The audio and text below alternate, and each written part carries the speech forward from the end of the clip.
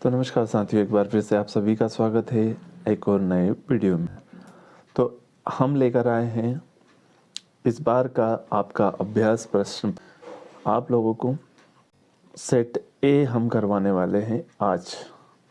तो चलिए फटाफट देर न करते हैं, बढ़ते हैं प्रश्न की ओर। हमारा पहला प्रश्न है, संख्याओं 5 और 10 का महत्तम समापवर्तक। तो आप लोगों को 5 और 10 का महत्तम समापवर्तक निकालने के सिंपल सा तरीका दिखाता हूँ आप लोगों को। 10 को हम डिवाइड करें अगर 5 से, तो 2 बार में 10 पूरा की पूरा क्या हो जाता है, डिवाइड। किस कारण डिवाइड हुआ? 5 के कारण। तो हमारा महत्तम समापवर्तक होगा साथियों 5। इसका सही उत्तर होगा 5। चलिए बढ़ते हैं अगले प्रश्न की ओर। यदि किसी द्विघात बहुपद ax plus bx plus c के शून्यक अल्फा और बीटा हो तो अल्फा प्लस बीटा का मान। यहाँ पर शून्यकों के योग की बात हो रही है। तो शून्यकों का योग होता है माइनस बी अपॉन ए। माइनस बी अपॉन ए होता है शून्यकों का योग। बढ़ते हैं तीसरे प्रश्न की ओर कि रेखिक समीकरण युग a1x plus b1y plus c1 बराबर 0 तथा a2x plus b2y plus c2 बराबर 0 कोई हल नहीं होने की शर्त। तो कोई हल नहीं होने की शर्त होती है, याद रखिएगा, जब ये शर्त हो गई आप लोगों की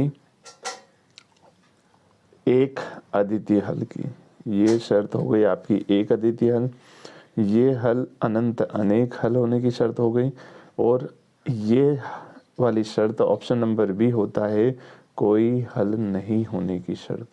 कोई हल नहीं होने की शर्त होता है ऑप्शन नंबर बी आपका राइट आंसर है। तो बढ़ते हैं अगले प्रश्न की ओर। -1 -1 -3 -5 में सार्व अंतर है। हमको यहाँ पर कॉमन डिफरेंस निकालने के लिए कहा गया है, और कॉमन डिफरेंस का फॉर्मूला अगर मैं कहूँ या फिर सीधी सी बात कहूँ, इस सीरीज़ के दूसरे पद में से माइनस करना होता है पहला पद। दूसरे पद में से पहला पद, दूसरा पद यहाँ पर दिया गया है -1 और घटाना है हमको +1। देखिए यहाँ पर दोनों ही माइनस के हो गए हैं, इस कारण -2। इसका डी की वैल्यू जो आ जाएगी वो आएगी -2, जो कि आपका ऑप्शन नंबर ए है। चलिए बढ़ते हैं अगले प्रश्न की ओर।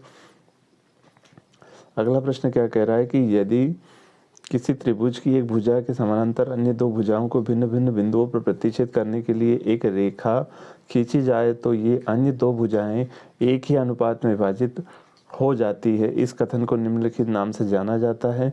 तो इसे हम बहुत अच्छी तरह से पहचानते हैं। ना ये RHS प्रमेय है, ना ये वाला ऑप्शन भी डी आपका नहीं रहेगा, और ना ही ये पाइथागोरस प्रमेय है। ना RHS है ना पाइथागोरस प्रमेय है। ये आप लोगों की प्रमेय है आधारभूत समानुपातिकता या अनुपातिकता प्रमेय, जिसको हम एक और नाम से जानते हैं, जिसका नाम है थेल्स प्रमेय। थेल्स प्रमेय के नाम से। तो आपका जो ऑप्शन नंबर ए है वो एकदम सही है। चलिए बढ़ते हैं अगले प्रश्न की ओर कि बिंदु ए -2 और b -3 4 को मिलाने वाले रेखाखंड के मध्य बिंदु के निर्देशांक होंगे।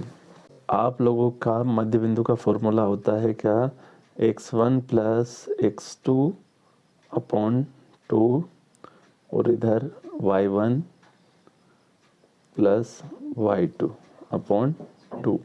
ये वाला आपका मध्य बिंदु का फॉर्मूला होता है। तो देखिए ये अपना x1 हो गया और ये अपना y1, ये x2 और ये y2। तो x1 y1, x1 plus x2, तो x1 क्या है 1 प्लस x2 क्या है आप लोगों का -3 अपॉन में 2। तो प्लस माइनस माइनस, तो 1 -2, तो बचेगा आप लोगों को -1। तो -1 कहाँ दिख रहा है? केवल और केवल हमारा ऑप्शन ए में दिख रहा है। तो हमारा जो सही ऑप्शन होगा वो होगा ऑप्शन नंबर ए।